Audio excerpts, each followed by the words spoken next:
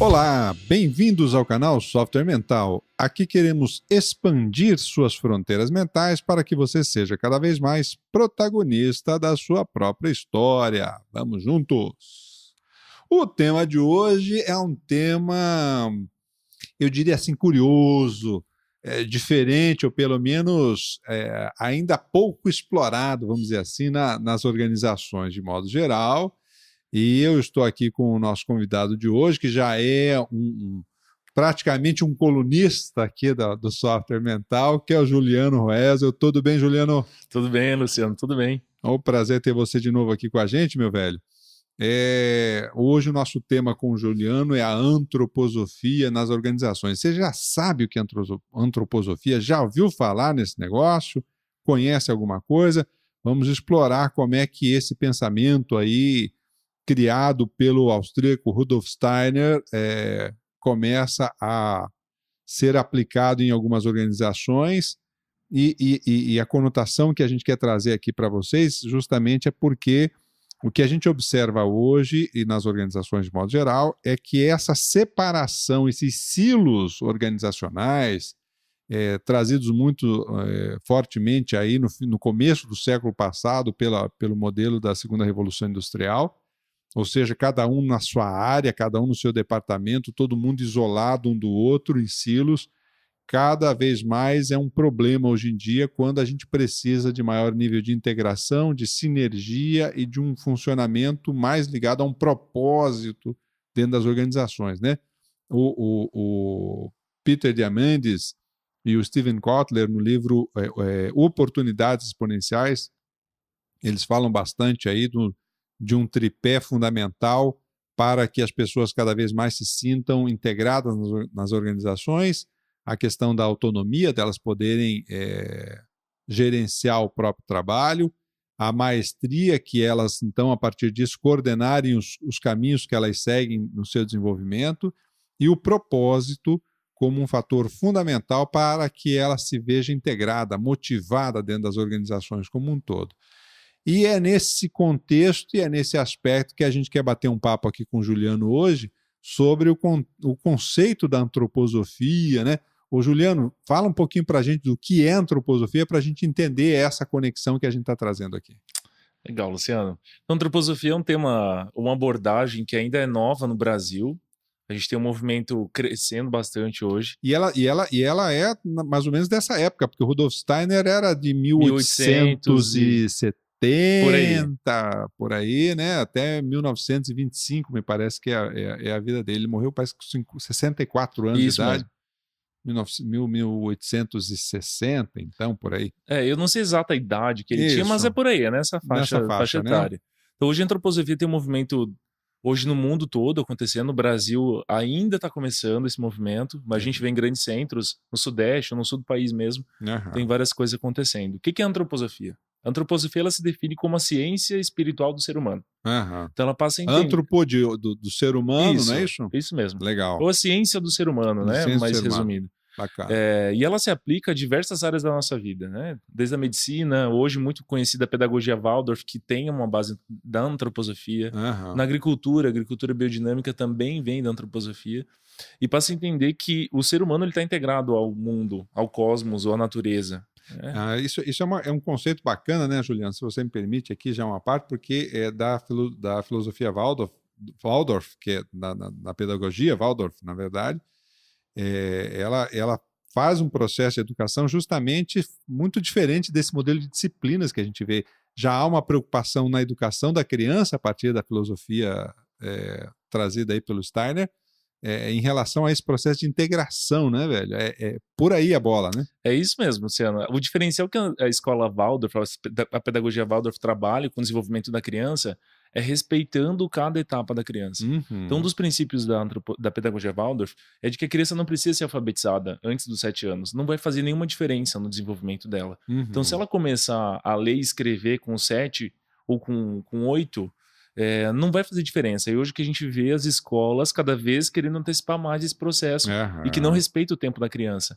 E o que a pedagogia Waldorf trabalha é realmente trabalhando o desenvolvimento integral dessa criança. Nos aspectos não só mentais, né, cognitivos, mas também emocionais e práticos. Então a criança vivencia muitas coisas dentro da... Isso, e é justamente esse é o mesmo princípio, né, do que a gente pode começar a conversar um pouquinho, então, da antroposofia nas organizações, aí, que é a nossa balada de hoje aqui, né, velho? Então, vamos explorar um pouquinho aí, traz um pouquinho esse conceito de como que a antroposofia começa a chegar nas organizações. Legal, Luciano.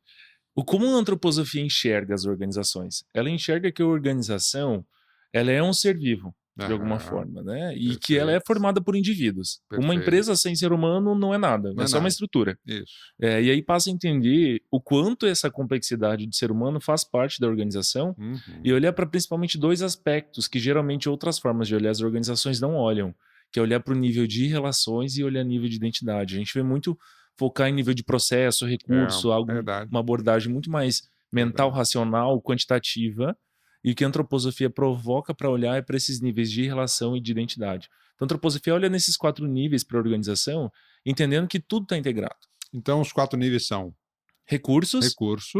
Recursos, quando a gente fala de recursos, é estrutura física, é recurso financeiro, equipamento que a gente tem, é aquilo que a empresa tem quando está fechada, quando tem ninguém lá dentro. No domingo à tarde, né? A fábrica no domingo à tarde, não tem nada acontecendo. Você não está produzindo, claro. Legal. No nível dos processos, é o segundo nível, que são os fluxos, o que acontece, né? Sai daqui, vai para lá, uma pessoa faz isso, outra pessoa faz aquele outro. O terceiro nível é o nível das relações, que vai trazer como é que a organização se relaciona com os colaboradores e com a equipe, e também como é que as pessoas se relacionam, nível líder-liderado, liderado-liderado. Entra clima organizacional, entra cultura aí nesse... Isso mesmo. A cultura organizacional ainda vai fazer mais parte do nível da identidade. Perfeito. Então, e aí na identidade o que a gente vê é propósito da organização, hoje muito em pauta, né? Falar de propósito. Valores que a organização tem, missão, visão, isso que a gente vê nas paredes das organizações no quadrinho bonitinho. A biografia que a organização tem também, que é a história que ela tem. O que torna aquela organização única no mundo. Nenhuma organização vai ser igual a outra. E a identidade a gente vê que é o que vai diferenciar aquela organização de todas as outras, né, que existem. Eu costumo dizer que, na verdade, assim, em termos de gestão, tudo é arbitrado. Não existe nada em gestão que é escrito em pedra. Então, qualquer organização, ela justamente nasce da cabeça das pessoas que estão ali, seja as organizações de muito sucesso, as organizações de médio sucesso, organizações de pouco sucesso, aquelas organizações que quebram. Na verdade, elas o tempo inteiro refletem a cabeça das pessoas que estão ali. Não tem como ser diferente isso, né? E sendo as pessoas diferentes, obviamente, as organizações inevitavelmente vão ser diferentes, né? Não tem como a gente ter 2 iguais. Como é que a gente consegue abordar a integração desses 4 elementos para inserir, então, um foco central aí no ser humano? Me parece que é essa linha, né? Exatamente. O foco central está no ser humano. Porque a organização é formada por vários seres humanos. Né? E como é que a organização geralmente começa? Ela começa do ideal de algum fundador. Algum pioneiro que teve vontade ou que se juntou com 2 ou 3 pessoas e falaram, vamos criar alguma coisa para a gente atender alguma necessidade do mundo mesmo. E aí começa a partir desse ideal a ser desenvolvido. Como é que a gente vê desses 4 níveis as organizações? Né? Como é que a antroposofia vê? No nível dos recursos, a gente vê que o ser humano, quando está conectado com a organização, ele vai ter nessa organização uma necessidade desse indivíduo atendida, que é a necessidade de segurança. Então, é uma empresa que me dá um espaço adequado para trabalhar, me dá condições favoráveis para o meu ambiente. Eu estou passando por situações que não são insalubres, questões básicas, e que eu estou sendo bem remunerado. Está atendendo às minhas necessidades de recursos que eu tenho na minha vida. Então, eu estou tendo essa relação equilibrada. Isso é um nível saudável quando está criado. Legal. No nível dos processos, a gente vê quando a pessoa ela se identifica com aquilo que ela está fazendo. Né? Então, o papel que eu cumpro aqui nessa empresa é um papel que eu gosto de cumprir. Eu gosto de fazer o que eu faço. Se eu sou contador, eu gosto de trabalhar com análise dos balanços, por exemplo, da organização. De nada adianta, eu adoro trabalhar com pessoas, mas estou no arquivo. Né? Você me traga um exemplo muito básico, porque eu preciso me dedicar para o processo que eu estou cumprindo. Ou seja, a pessoa não está no lugar certo. Né? Não está no lugar certo, é isso mesmo. E aí o terceiro nível das relações é quando eu tenho um bom clima aqui com as pessoas que eu trabalho, né? Eu me relaciono bem com as pessoas, eu me dou bem. Eu tenho uma relação de certa afetividade, não que todo mundo deva amar todo mundo no trabalho, né? Sim, é das relações básicas, das trocas, né? Exatamente. Da forma como a gente se conversa, da forma como a gente se respeita, da forma como a gente interage uns com os outros, né? Que tá muito nesse clima, né? Do trabalho em si, né? É isso mesmo. E também como a organização, quando a organização no nível de gestão se relaciona com a equipe. Quando a gente fala, por exemplo, programa de benefícios, não está necessariamente no nível de recursos, mas está no nível como é que a organização está se relacionando com a equipe. Que é uma forma de olhar para a relação também. E o quarto nível é o nível da identidade, em que a gente vê quando o ser humano, a pessoa que está dentro da organização, tem alinhado o seu propósito. Nossa, eu estou aqui porque eu acredito na causa dessa empresa. Os valores que essa empresa tem, que essa organização tem, estão alinhados com os meus. Eu me identifico com essa empresa. Então eu passo a conectar o meu propósito com o propósito da organização também. É o que a gente vê muito em voga hoje. Até as gerações aí que estão entrando para o mercado de trabalho agora, buscando muito essa conexão com o propósito, com o significado. É verdade. A gente, quando interage aí com a galera aí das faculdades, por exemplo, eventualmente dando uma palestra cá, outra lá, e uma das coisas que a gente observa muito na fala deles é justamente isso, uma preocupação muito grande com o propósito, ou seja, se não está legal para mim aqui, se eu não me identifico, eu caio fora e um abraço pro gaiteiro, né, velho? É isso mesmo. E a questão tá em muitas organizações que não olham para esse desenvolvimento dessa identidade. Tá lá, tá a identidade na cabeça do pioneiro e para ele tá tudo bem. Só que eu não tô comunicando isso para as pessoas da equipe. Em algumas organizações que eu acabo trabalhando, eu percebo muito claro isso, sabe, Luciano? Às vezes a pessoa tá ali achando que é um problema que, eu vou dar um aumento de salário para alguém, vou atuar lá no nível de recurso, quando na verdade o que está desconectando essa geração, até dos baby boomers hoje, muito, muito falados, né? É que eu não tenho clareza de onde a instituição quer chegar, onde a empresa quer chegar, qual que é a visão que ela tem, como ela está se posicionando no mundo, qual que é o ideal que ela está buscando. E aí, quando eu não tenho isso difundido para as pessoas que estão fazendo parte da organização, isso acaba ficando enfraquecido. Na cabeça do diretor, do CEO, está muito claro. Mas muitas vezes eu não estou passando, envolvendo as pessoas na construção disso também. Ou seja, criando essa cola de um propósito comum para dar um direcionamento mais claro em relação aos esforços que a gente vai fazer para buscar as metas organizacionais que toda empresa acaba tendo que ter as suas metas aí como medida de desenvolvimento ou de produtividade daquilo que ela faz, não é isso? É isso mesmo. Show de bola. Você sabe que uma coisa que você tá falando aí, e eu tô me lembrando aqui justamente, é dessa transformação que a gente começa a observar hoje e às vezes do choque de gerações que há, né? Você citou aí os baby boomers aí, as gerações X, Y, Z, etc e tal, que na verdade trazem esse choque de gerações é justamente quando há uma ruptura desse modelo mental de como é que eu me insiro dentro do processo, né? Ou seja, como é que a organização tem que fazer para criar uma noção mais integrada do funcionamento, né? Como é que a antroposofia ajuda nesse processo aí, meu velho? Muito bom, Luciano. O que a antroposofia trabalha muito, quando a gente fala do conceito de liderança, é que o líder tem um papel essencial dentro desse processo, né, de envolvimento das pessoas nisso. Então, dentro da antroposofia, os processos de liderança que são trabalhados em desenvolvimento de coach, de líder mesmo, vai trabalhar com um líder que a gente chama do líder facilitador. Até os processos de formação de consultores com base antroposófica trabalham muito com esse conceito. Eu não dou resposta pronta. Eu provoco as pessoas para encontrarem.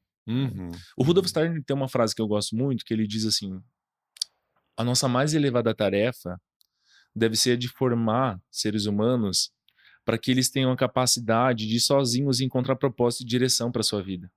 Então, trabalhar muito com o desenvolvimento da autonomia das pessoas, que é um dos tripés que tu até comentou, iniciando aqui o programa. Então, qual que é o papel dentro disso da organização? É que entender que muitas vezes aquela pessoa que está na organização não era para estar ali. Às vezes ela tem outro propósito, reconhecer dentro da vida dela, reconhecendo e respeitando esse indivíduo, é que às vezes não é o espaço dela estar aqui. E o que esse líder facilitador faz? Ele tem um grande papel de olhar para esses níveis até mais sutis, que a gente quase pouco vê, né? Até estava comentando antes contigo, no nível mais artístico, né? Dentro da organização, não tão racional, não tão material, de olhar para esses níveis de identidade, de relações e entender como é que eu posso fazer intervenções para trazer e envolver as pessoas nesse processo de mudança que é constante dentro das organizações. Sem dúvida, sem dúvida.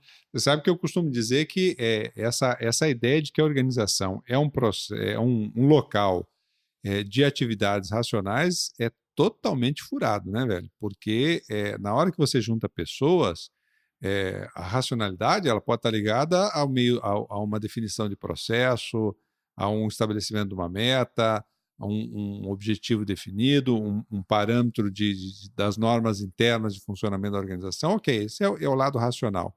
Mas, na prática, a coisa rodando, a organização, o ambiente organizacional é fundamentalmente emocional. E tá aí, esse é um dos grandes equívocos, eu acho, que aconteceram a partir da segunda Revolução Industrial, terceira Revolução Industrial, aí mesmo depois da década de 60, lá com a Revolução Digital, que ainda se insiste nessa ideia, né, de que a organização deve ser um ambiente racional. Ela não é, ela é extremamente emocional, porque na hora que você junta, justamente como eu estava falando, você junta as pessoas, surgem ciúmes, surgem inseguranças, surgem a necessidade da pessoa se ver incluída dentro do grupo, fazendo parte, tendo a tal da identidade que você está sinalizando para a gente aí, né? Ou seja, eu me enxergo nesse grupo, eu faço parte desse grupo, eu funciono dentro desse grupo, como é que eu posso me trabalhar nisso, né?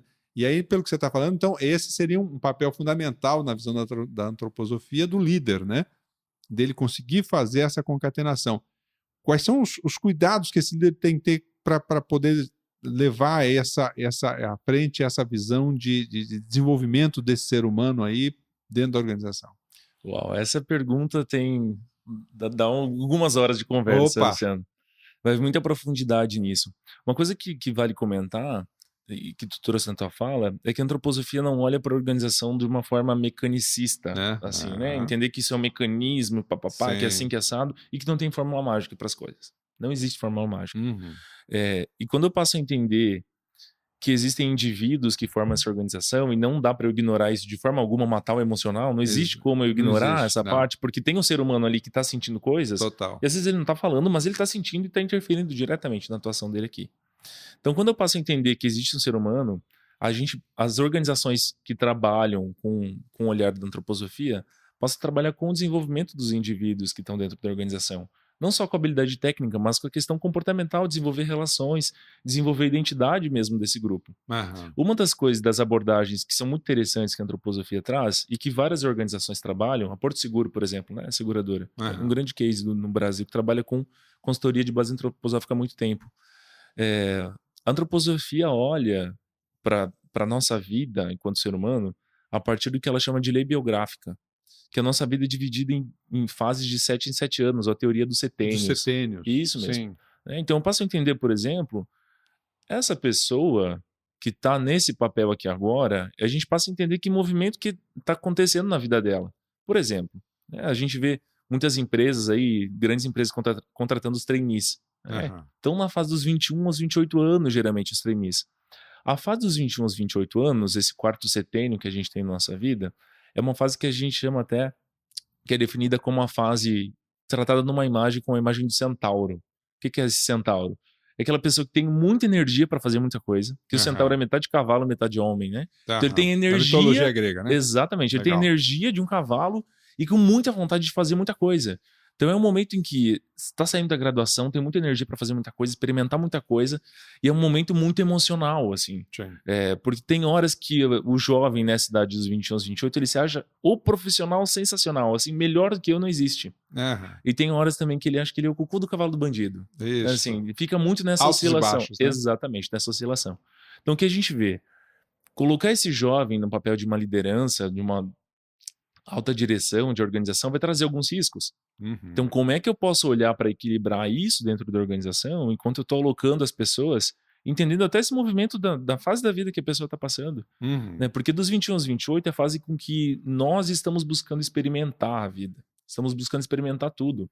É a fase que muita gente vai viajar, que passa em um monte de emprego diferente, um monte de cargo e função diferente, porque a gente está se experimentando. Então, esperar de alguém que fique preso em uma área com essa idade é criar uma expectativa que dificilmente vai ser atendida. Então, esse é um dos pontos que a antroposofia traz, por exemplo, Luciano, né, para entender o que é esse indivíduo que está aqui, entender que esse indivíduo é único, que ele tem uma biografia diferente, uma história de vida diferente. E eu tenho que me preocupar com esse movimento que ele faz dentro da organização, então. Exatamente, porque isso vai dizer muito sobre como é que ele está atuando, né? O que ele está se questionando. Segundo essa teoria de setênios, e que é muito legal quando eu vejo as pessoas que têm acesso a isso, quando eu passo de alguma palestra, eu falo, nossa, isso faz muito sentido. Eu realmente, nessa fase, estava passando por esse questionamento na minha vida. E aí você passa a entender também, falar, ok, é o momento, não é, como é que eu posso apoiar, como é que eu posso facilitar isso. E um dos princípios que a antroposofia traz, esse processo de líder facilitador ou líder coach, é que o líder trabalha com perguntas. Não dá muitas respostas, mas ele estimula para que esse indivíduo tenha autonomia. Né? Até nesse ideal que o Rudolf Steiner tem de realmente gerar autonomia, gerar empoderamento das pessoas, né? E tornar as pessoas livres para encontrarem um propósito e direção para suas vidas. Você sabe que você está falando aí da questão da autonomia, do empoderamento. O empoderamento é uma das visões fundamentais da chamada gestão 3.0, né? Que é da gestão da cultura ágil, que hoje é uma necessidade, a gente vem discutindo bastante isso nas organizações, com os processos de transformação digital, a implementação de uma cultura ágil, ou seja, onde as pessoas têm um nível de fluidez melhor para poder interagir entre si, com menos travas hierárquicas, com menos travas burocráticas, mais voltadas a um direcionamento. Só que esse empoderamento das pessoas necessariamente passa por esse processo da autonomia, ou seja, passa por ajudar esse camarada a ser esse ser humano mais integral, né, velho? Porque senão ele vai ter dificuldades em poder, de fato, se abrir de uma forma mais segura dentro daquele contexto, né? Às vezes, se o cara se abre demais, ele se fragiliza ou se sente frágil dentro de uma determinada situação. Se ele manter um posicionamento de defesa, ele não consegue funcionar, né? Então, a forma de se trabalhar isso seria o grande desafio, essa integridade conforme a idade que a pessoa está dentro da empresa. Isso, mas é uma coisa importante dizer, Luciano, que isso não é limitador para tudo isso, né? Então, tá passando essa fase, não pode fazer tal coisa. Entender que tem os desafios que esse indivíduo vai ter. Tem que calçar esses percalços possíveis aí. Eu até reconhecer que às vezes algum movimento que está acontecendo com aquele indivíduo pode ter relação com isso. Né? E aí a gente vê um processo muito natural de organizações que nem estão ligadas à antroposofia, que nem sabem o que é, mas muito trabalhando com o processo de desenvolvimento do autoconhecimento dessas pessoas. Claro. Né? Reconhecendo que, eu preciso desenvolver esse indivíduo aqui, enquanto ser humano integral, para que ele possa estar bem dentro da organização. Não tem como a gente querer separar. É ilusão, a gente dizia alguns anos atrás, não, tem que separar o pessoal do profissional. É muito difícil fazer isso. É um ser humano só, não existe. Não existe. Né? Ilusão, utopia, querer separar uma coisa da outra. Então, quando a gente entende esse processo de eu preciso desenvolver esse indivíduo para que essa organização se desenvolva também. Sim. Hoje em dia nós temos várias linhas até, né, Juliano, que realmente buscam fazer essa... Já estão percebendo essa necessidade de que, para que eu tenha gente proativa, eu preciso de gente com autonomia. E para gente com autonomia, eu preciso criar um ambiente necessário para isso, né? Que tipos de práticas, que tipo de ações, por exemplo, dentro do conceito antroposófico, se pode fazer na organização para favorecer essa autonomia das pessoas? Boa. O que pode ser feito? Que caminhos que a gente vê que acontecem? A antroposofia trabalha muito num processo também de envolver as pessoas na tomada de decisão. Então, num processo de mudança, é entender que impacto que às vezes essa mudança pode ter e que resistência pode ter desses indivíduos, até nessa trimembração que a antroposofia olha para o ser humano no nível do pensar, do sentir e do agir. Então, por exemplo, às vezes um processo de mudança, o impacto que vai ter na pessoa é do tipo, nossa, mas eu não sei fazer isso. É lá no nível do querer. Não sei como é que eu vou fazer. Então, eu vou fazer o quê? Vou preparar essas pessoas para elas desenvolverem essa nova habilidade. Ou então, nossa, o impacto está lá no pensar, não, mas eu não tô... Eu tenho uma crença de que isso não vai funcionar, de que isso não vai ser positivo. Ou então vai impactar no sentimento, nossa, acho que eu não dou conta, acho que eu não estou bem. Vai ter uma resistência para esses processos. Então, como é que a gente pode aplicar isso ou gerir esses aspectos dentro da organização? É criando processo de diálogo. Né? É gerando processos de diálogos entre as pessoas. é realmente trabalhando com processos que sejam humanizados, entendendo que às vezes aquele impacto pode estar tendo aquele indivíduo e que muitas vezes passa atropelado por cima das pessoas. Né? Então é estabelecer um ambiente que realmente tenha conversa, tenha comunicação acontecendo e que seja uma relação em que se ouça as pessoas também nos processos de tomada de decisão.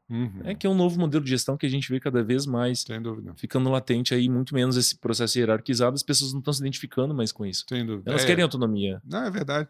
Eu costumo dizer que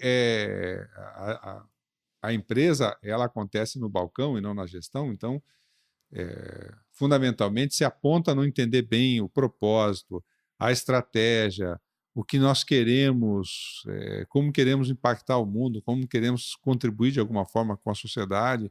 Se não tiver uma noção mais ligada a esse nível da identidade que você colocou para a gente aí na sua exposição, dificilmente você vai ter, por exemplo, um nível adequado de engajamento, dificilmente você vai ter um nível de compromisso das pessoas em relação às atividades umas com as outras. Às vezes você começa a observar aí as degradações disso, que é o camarada só preocupado com o departamento dele, ou fiz o meu e pronto, e já não tenho mais nada com isso. Ou seja, aquela história, né, do furo no barco, está do lado deles, não está do meu. E essa percepção compartimentada, ela realmente é prejudicial para o funcionamento do sistema como um todo, né? É isso mesmo. E aí a gente vê a importância cada vez mais de desenvolver boas relações dentro das organizações e criar esses espaços para troca, né, Luciano? Trabalha com consultoria, quem trabalha com consultoria nesse processo de facilitação é criar movimentos e ambientes em que as pessoas possam compartilhar, possam ouvir. Nas organizações em que eu recebo as pessoas que estão passando juntos por processo de desenvolvimento, o que elas relatam muitas vezes é: nossa, eu estou conhecendo mais meu colega, e isso é muito bom conhecer as pessoas que trabalham comigo. E aí a gente vê que cada vez mais isso se fortalece. Esse conceito que a antroposofia traz se fortalece, porque é isso que acontece. E quando eu passo a ter uma relação com o meu colega que está no outro setor, eu posso gerar mais empatia e entender mais isso também.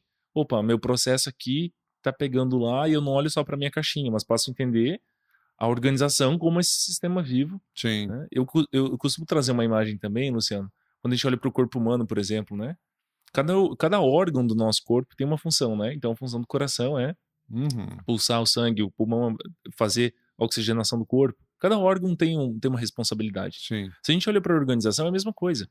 Né? Então a gente precisa entender que a área financeira tem um papel, a área comercial tem outro, e se o coração não está entendendo que o pulmão também é importante, esse organismo não vai funcionar bem, precisa disso tudo acontecendo. E quando a gente olha para esse sistema vivo que é a organização e passa a criar processos ou mecanismos para promover a conexão desses órgãos da organização, isso tudo fica mais saudável. Fica uma organização mais saudável também. Sem dúvida, sem dúvida. Eu queria resgatar um conceito que você colocou para a gente aí, que é o pensar, o sentir e o agir, né? Porque tem uma condição aí que é bem curiosa da gente analisar em termos de proposição e funcionamento. Então, da proposição é assim, ó, eu tenho uma ideia, essa ideia direciona os meus sentimentos, o meu sentir, né, as minhas emoções, e aí eu parto para a ação. Do ponto de vista da concepção, é isso mesmo. Mas do ponto de vista da execução, é justamente o sistema contrário. Então, eu tenho uma tarefa a executar, qual é o meu sentimento em relação a essa tarefa, porque se meu sentimento não está adequado em relação a essa tarefa, isso vai impactar lá no meu pensar. Ou seja, eu não vou conseguir ter um raciocínio claro sobre a execução daquela tarefa, porque o aspecto emocional engole. E é justamente essa amarração entre o pensar, sentir e agir, sentir e pensar, é que faz com que houvesse essa dicotomia entre se acreditar que a organização é um ambiente racional e ela na prática, ela é um ambiente emocional, porque o que faz com que as coisas aconteçam não é a racionalidade do processo, é a emocionalidade do processo e a gestão disso, né? É isso mesmo, Luciano. E existem esses caminhos inversos mesmo, né? Do pensar que vai lá para o querer e no meio do caminho tem o sentir. E quando a gente fala do sentir, aquela velha expressão, nossa, eu tô digerindo isso ainda, porque tipo, não desceu pra mim, tá meio trancado na garganta, é quando não fez sentido. E essa expressão fazer sentido é muito essa coisa de digerir e falar, ok, tá ok com o meu sentimento. E aí sim eu vou praticar às vezes alguma coisa que veio lá de cima. né? Muitas organizações a gente vê um direcionamento aqui no Pensar para fazer alguma coisa, eu não digiro e eu não vou praticar dessa forma, porque isso para mim não faz sentido fazer desse jeito. É isso mesmo. E aí acaba empacando aí. É isso aí. Na organização, na verdade, a gente tem assim, né? Estratégia, que é o pensar, os processos e as ações no dia a dia, no cotidiano da organização, né? Mas a execução se faz exatamente o contrário, é o cotidiano que leva à execução satisfatória desses processos que vai, então, cumprir essa estratégia. Dentro desses modelos de diálogo que você está citando e agora fazendo a conexão, então, disso com esse ouvir o ser humano que você tão bem colocou para a gente aí, quais são os modelos ou proposições da antroposofia em termos de gerar esse ambiente do diálogo aí? Essa é uma boa pergunta. Existem várias formas de criar modelos para isso, né? Desde estabelecer reuniões que sejam envolvendo as pessoas para criar isso, oficinas que as pessoas participem das construções de planos e programas e novos projetos, desde passar por processos de desenvolvimento que sejam isso. E cada organização vai encontrar a sua forma de encontrar esse caminho para envolver as pessoas. O essencial é envolver as pessoas nas mudanças. E as mudanças o tempo todo que está acontecendo, né?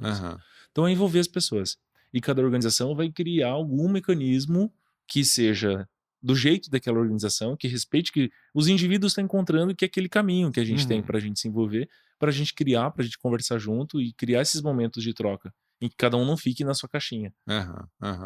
E você estava falando nessa questão da idade das pessoas aí,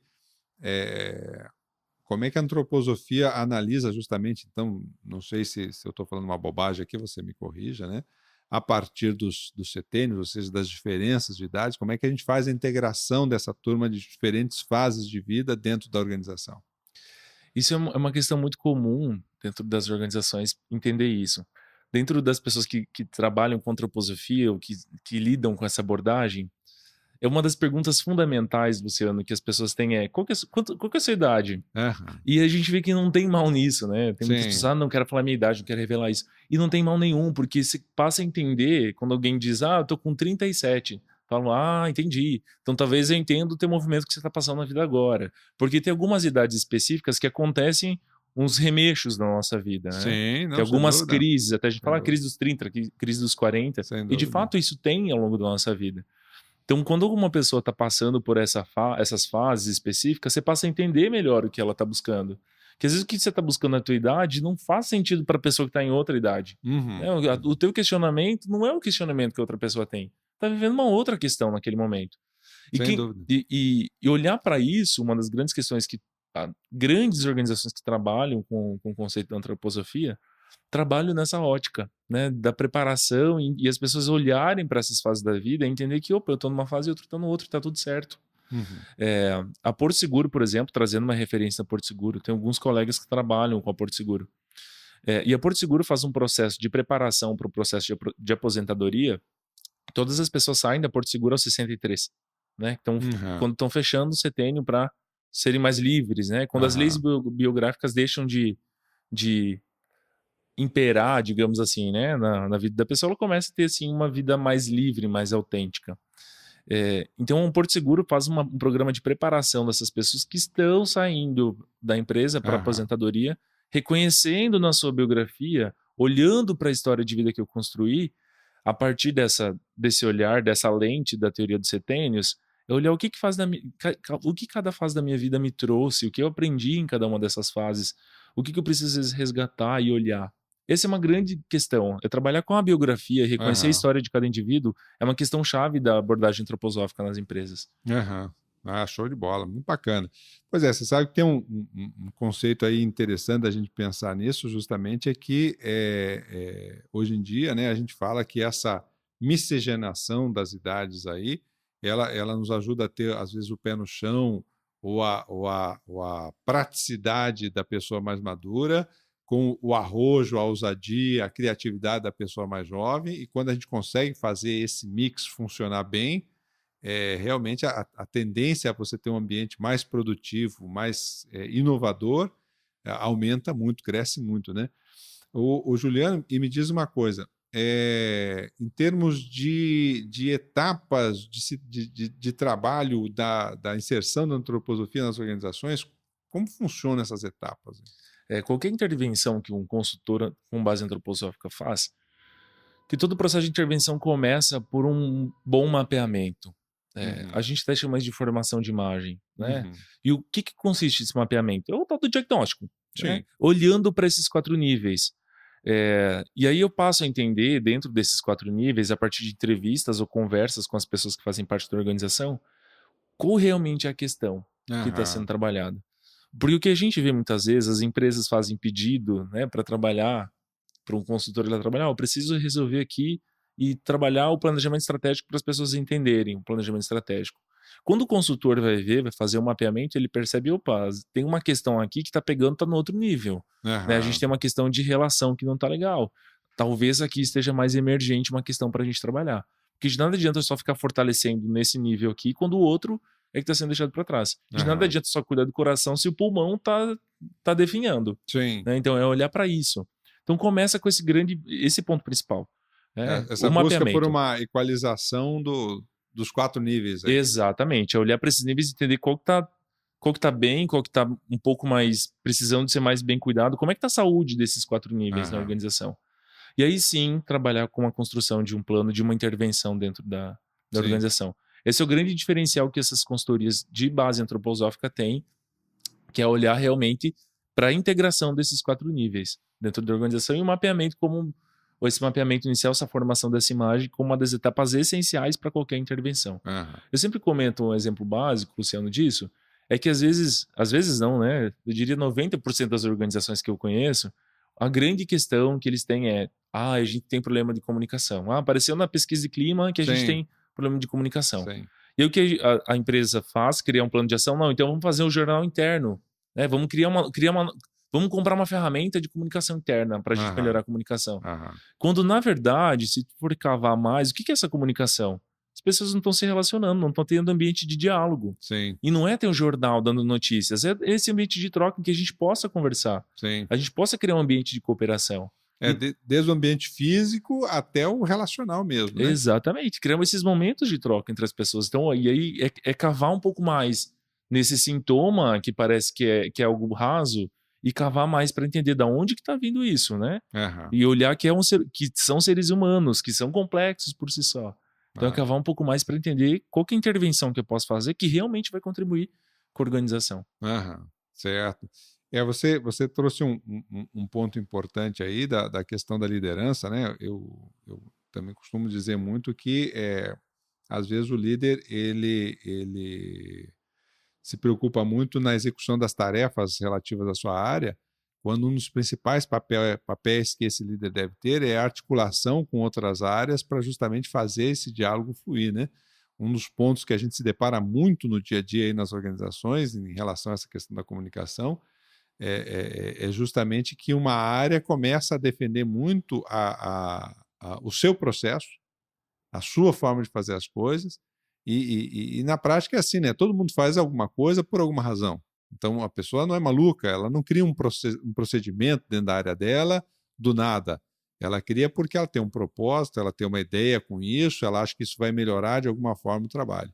O que ela não entende muitas vezes é a conexão desse novo procedimento que ela está criando com as outras áreas e o quanto que isso pode retardar, por exemplo, os processos mais sistêmicos, o quanto que isso pode impactar aí a fluidez da comunicação com outras áreas, né? É interessante você estar falando aí, eu lembro muito que quando a gente chega às vezes nas organizações e pergunta sobre como é que está, qual é a visão que a pessoa tem da organização, ela diz, nossa, que bom que vocês chegaram, porque assim, a nossa área tá muito bem, mas a gente não está sendo nem reconhecido na nossa relevância e assim, as pessoas não estão dando o devido valor para que a gente possa fazer as coisas fluírem aqui dentro como precisaria ser. Então, o problema está sempre nas outras áreas e nunca na área do próprio indivíduo. Aí você vai para a próxima e é a mesma coisa. Você vai para a próxima e é a mesma coisa. Então, cada um se acha muito certo nos seus processos, na sua forma de pensar e entendendo muito pouco como é que se dá essa interdependência das áreas e do sistema como um todo, né? Dentro do olhar da antroposofia aí, existem práticas que vocês trabalham para justamente fazer essa integração geral, que não seja, então, só esse jornal interno ou só uma prática ou outra isolada? Existe alguma abordagem que se faça para a conscientização, por exemplo, da alta liderança, da cúpula, em relação a essa necessidade de mudança de visão sobre a própria organização? Tem. E cada organização vai necessitar de uma intervenção diferente da outra, né, Luciano? Você pode trabalhar isso dentro das consultorias da antroposofia, trabalha muito com algumas atividades que estimulem a olhar para isso. Né? Desde movimentos muitas vezes com arte, então trabalha, por exemplo, com atividades às vezes com pintura, em que eu vou buscar fazer uma conexão com o que eu estou vivendo. Com o emocional. Com o emocional, exatamente, que é na arte que o emocional está sendo representado. Então é ali que às vezes choca e que vem o aprendizado para isso. E nesses movimentos de troca, então criar atividades em que isso possa ser experienciado por essa equipe para fazer uma conexão com o que está acontecendo. Aí vem uma questão de um bom mapeamento, né? Porque aí sim eu vou criar uma forma de fazer uma intervenção nessa equipe, nesse grupo, para trazer realmente a provocação para o que precisa ser trabalhado. Né? E tudo vai depender de como é que o grupo vai reagir também. Outra forma que existe disso de acontecer, um processo de planejamento estratégico, que é trabalhar lá começar pelo pilar da identidade, vai fazer reconhecer onde é que essa organização quer chegar, para todo mundo ter clareza onde é que a organização quer chegar. Né? E aí eu começo a olhar para mim também, onde é que eu quero chegar dentro dessa organização? Eu tô junto? Eu quero ir junto com esse barco para lá? Tô nessa ou não? Tô nessa ou não? Tô, E aí eu posso entender também que, nesse barco aqui precisa de várias pessoas remando. Eu tenho um remo, outro tem outro rema com outra habilidade. E eu passo a reconhecer um pouco mais isso também. Porque se eu não crio um ambiente de troca para isso, eu só vou fortalecer que é o meu papel que é mais importante aqui na empresa. Se não fosse pela minha área, as outras áreas só fazem... Bobagem, exatamente. Para não falar outra coisa. Para não falar outra coisa, né? A gente aqui trabalha bem. Aqui no meu setor, a gente trabalha bem. No outro setor, olha, não dá muito para contar com eles. E o setor vai falar a mesma coisa. Repete o discurso, como tu comentou. Então, reunir, criar um ambiente de diálogo em que as pessoas possam ter esses espaços de troca.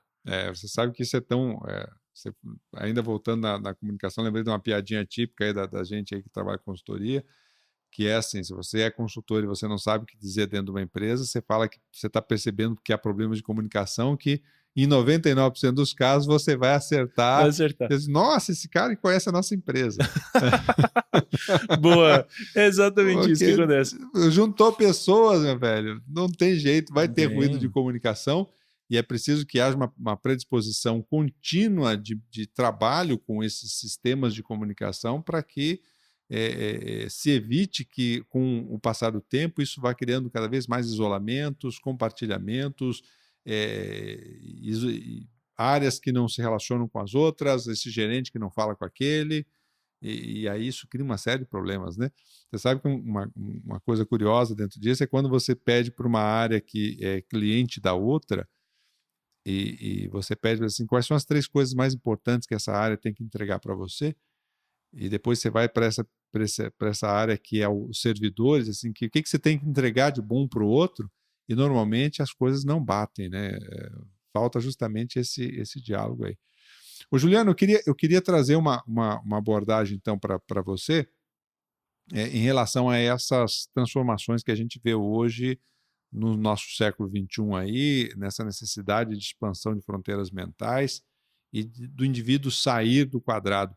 O que a gente pode começar a colocar para as pessoas, para elas entenderem melhor esse processo da importância da sinergia e de sair do seu quadrado para poder funcionar melhor do ponto de vista do funcionário, do indivíduo e da sua relevância dentro dessas mudanças socioemocionais das organizações aí nesse século XXI?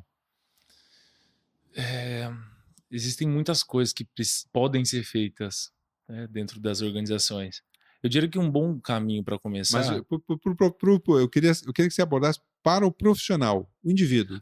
Claro. O que ele tem que começar a pensar, o que ele tem que começar a rever no mindset dele para ele entender o papel dele dentro desse sistema?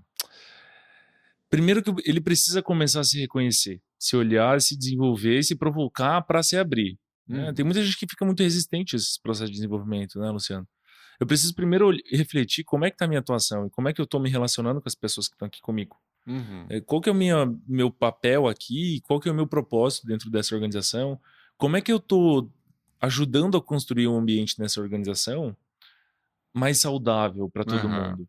Como é que eu posso me tornar um facilitador que ajuda a construir essa organização para um próximo passo? Então, começar a reconhecer e começar a me empoderar, me tornar responsável por esse ambiente que eu estou inserido. Porque dentro da organização, por mais que às vezes eu estou calado, esse calado também está tendo impacto na organização. Sem dúvida. Né? E quando eu estou sendo agressivo demais, também estou tendo impacto. Entender que, de qualquer forma, a forma com que eu estou atuando dentro desse grupo, dentro dessa organização, tem um impacto em como a organização está. Né? Eu sou responsável por isso também. Não adianta só esperar da liderança, da gestão, fazer a mudança acontecer, mas como é que eu me posiciono para fazer realmente, ser um agente de transformação disso? Esse é um dos princípios que a antroposofia trabalha também, Luciano. Todo mundo é agente transformador do ambiente social que está inserido. Né? Então, como é que eu estou me vendo dentro desse ambiente? Porque a gente tem que sair dessa postura passiva, dizer assim, a liderança devia, a diretoria devia pensar, a empresa precisava, e você, velho? Qual é o teu papel nessa história? O que você está fazendo aí para modificar esse cenário? Exatamente. Às vezes eu já nem me identifico mais com aquela organização e eu tô colocando culpa em todo mundo. Mas tô ali, continuo ali. Então, realmente entender qual que é o meu papel dentro disso. E reconhecer exatamente isso, Luciano. Qual é o papel que eu quero assumir? Sem dúvida. Em qual papel eu quero me colocar dentro dessa organização? E trazer essa responsabilidade pela minha vida que eu tô levando. Porque ficar culpando os outros não vai me trazer nada de benefício. Exatamente. Não, você sabe que a reclamação em si, ela funciona como uma espécie de suicídio psicológico, né? Porque se o lugar, nada ali presta, nada funciona, tudo tá uma merda, e o indivíduo tá lá, ele é o quê? Ele tá escolhendo continuar isso. Não é isso? Ele tá sendo isso. Então ele tá sendo isso, ele tá lá, ele tá inserido nisso, né? Então, essa proatividade que você está trazendo, ele é realmente bater no peito, assumir a responsabilidade e começar a se mexer. Se aquilo não se modifica da forma como ele espera, é necessário buscar um lugar onde ele possa ter isso, tá certo? Exatamente. Ficar só colocando como vítima não vai funcionar. Exatamente. E algumas pessoas ficam assim, nossa, que horror, falar que eu tenho que sair da organização. A vida é isso, a gente está em movimento constante também. Ninguém fica preso a uma organização, tá lá com o pé amarrado numa organização. Sem dúvida. Eu escolhi estar nessa organização. Então, se essa organização está me trazendo satisfação enquanto indivíduo, enquanto ser humano, legal, que bacana, eu estou bem nessa organização. Né? Porque o trabalho, Luciano, a gente fala assim, passo a maior parte do meu tempo no meu trabalho. O Rudolf Steiner tem uma definição de que trabalho é a essência humana materializada. Então, é no meu trabalho em que eu faço a diferença no mundo, em que eu faço acontecer, que eu coloco os meus ideais em prática. É por meio do trabalho. E claro, eu vou ser remunerado por isso, porque a vida faz parte disso também. Sem dúvida. Então, como que eu estou me relacionando com o meu trabalho? Como é que eu estou vendo essa relação? É só uma questão de remuneração mesmo? Ou no meu trabalho eu vejo um propósito maior? Eu estou realmente sendo um agente de transformação dos ideais que eu acredito a partir do meu trabalho. Show de bola. Minha gente, papo muito 10 aqui com o Juliano sobre a antroposofia nas organizações. E a necessidade cada vez mais, então, de cada indivíduo assumir o seu protagonismo e da organização também criar esse ambiente, não é isso, Juliano? Mais uma vez, meu velho, muito obrigado pela tua presença aqui com a gente no nosso software mental. Eu que agradeço, Luciano. É um grande prazer poder falar um pouco sobre antroposofia. Isso me toca muito, é o que me orienta muito para a minha vida. E quem quiser saber um pouco mais também, a gente trabalha aqui em Foz com o programa Germinar. Quem quiser ter mais interesse sobre isso, pode entrar em contato com a gente aí. Programa Germinar. É isso aí. E sempre à disposição para trocar sobre antroposofia também. A gente já tem iniciativa Waldorf aqui em Foz acontecendo. Opa! Então tem alguns movimentos já surgindo Brasil afora, Argentina, tem muita coisa acontecendo também. Show de bola, meu velho. Minha gente, então estamos chegando ao final de mais um episódio aqui do nosso podcast. Porque tratamos desses temas aqui no canal Software Mental? Porque confiamos que o mundo é um cenário de oportunidades para quem expande as suas fronteiras mentais e você merece aproveitar essas oportunidades. Siga o nosso canal, convide alguém que você acha que pode se beneficiar com essas ideias, entre lá no nosso canal no YouTube, inscreva-se lá no nosso canal, que isso sempre nos ajuda bastante. Um abraço e até o próximo episódio.